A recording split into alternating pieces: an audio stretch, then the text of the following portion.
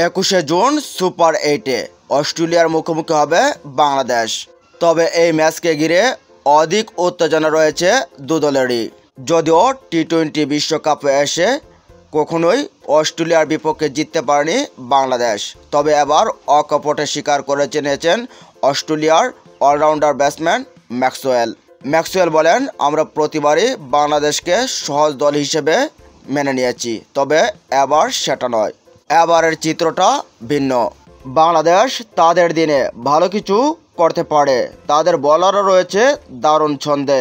আগে তো ছিল মুস্তাফিজ, এবার শুধু মুস্তাফিজ একা নয়, তার সাথে যোগ হয়েছে তানজিদ হাসান সাকিব। দলে একজন ভালো স্পিনারও রয়েছে, রিশাদ হোসেন। বাংলাদেশের সাথে এবারের ম্যাচটা বেশ জমবে। বাংলাদেশকে আর আগের মতো হালকাভাবে নেওয়ার সুযোগ নেই।